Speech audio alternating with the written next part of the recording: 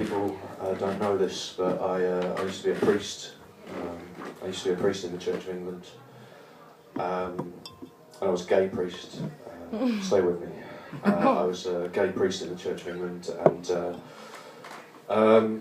I had a pretty interesting disclosure from my lover. And this is a song about that. So, yeah. I don't actually remember what the chords are. That's the chords, and you'll be hearing that a lot, so just memorise that, and every time you see it again, you go, that's the chords, isn't it?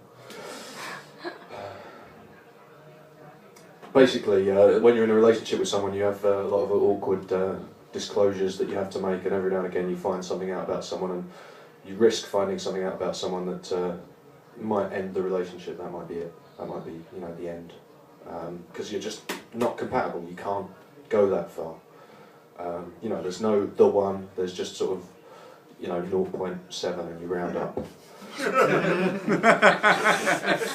So it's all about. This is a song about two lovers compromising. It actually happened to me. It didn't actually happen to me, but sounds better if it actually happened to me.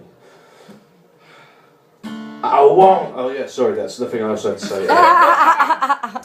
Basically, because there's two characters, because it's in a dialogue, I'm going to do one of the characters' voices is going to be like Nickelback singer Chad Kroeger.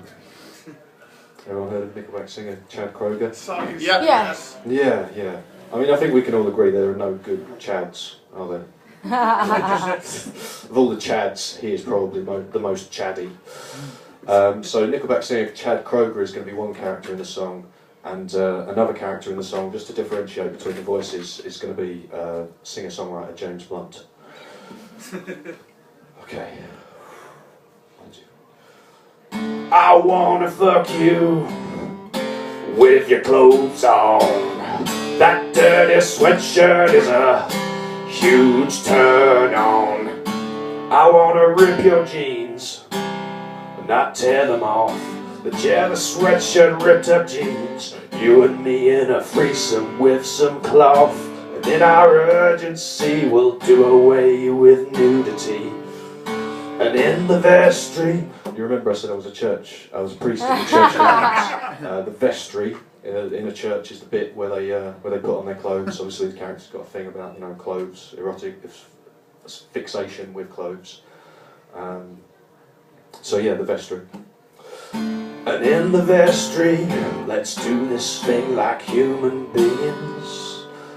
And then the other character has a kind of a difficulty with that. He looks a bit worried, and he says, I hate to disappoint you, dear, but my tastes are more feral. I want to make love to you while we're both dressed up as squirrels. I'm loving up against a tree while you put your nuts inside me. Keep it cool for the winter.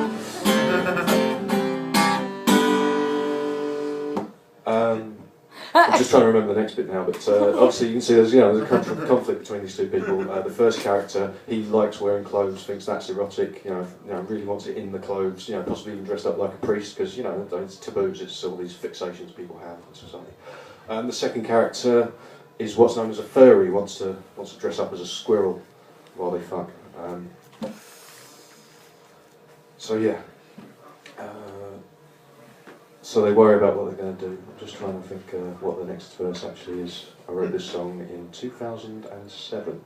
It's been a long journey, and I'm finally recycling it. So our kinks are contradictory, straying into dangerous territory, borderline bestiality. Animals only wear clothes in children's stories. And then at the end of the song they just decide, as you always do in these situations when you're having kind of an erotic conflict with a lover, the best thing to do to get through it is not to talk about it, is just to fuck through it. Just makes you uncomfortable, fucking take a pill, do whatever, do what you need to do, try and satisfy each other, and if afterwards you feel dirty and used and abused, drink to forget it. So yeah, the final verse is like a make-up verse, it's a nice verse, they all make up. I was going to make a musical out of it, but I couldn't find that many large squirrel costumes and people wanting to dance around and fuck as squirrels and anyone wanting to put on the show. It's been a long and traumatic ride. We're both peculiar people with curious habits. Habits is, you know, like it's a double entendre, a double meaning. It's like a double Nintendo, isn't it? We're both peculiar people with curious habits. So let's keep on now while we fuck like anthropomorphic rabbits.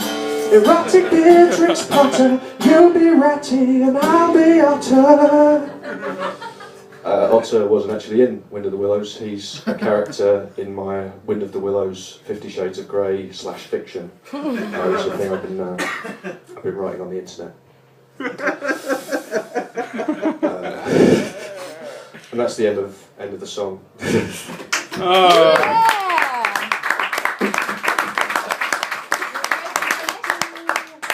Yeah, go on. No.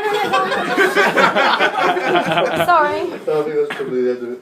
The other thing I wanted to do was very, very briefly a bit of character stand-up, because I've never done stand-up. It wasn't just me talking with my own normal voice, so I wanted to try some of that. Because I went to America recently and I saw some of the American stand-ups, and they are interesting and racist. So I went to fucking talk like this. I went to talk like an American stand-up in New York side. They're like Boston. I don't know, Bar and Harvard Yard, that kind of thing.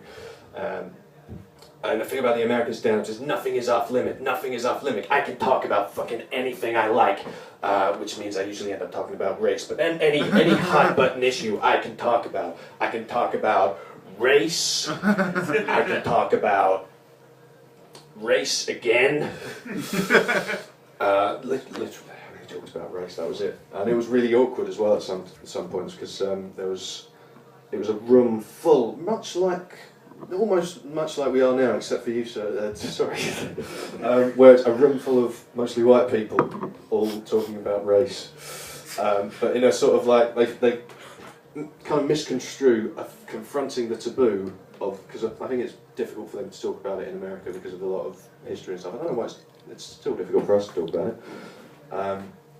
They misconstrue just mouthing off about stereotypes, like saying, all you fucking Italians, you're like this. And they confuse that with confronting the issue, or with talking about anything meaningful, when really they're just traipsing out stereotypes. Where was this bit going?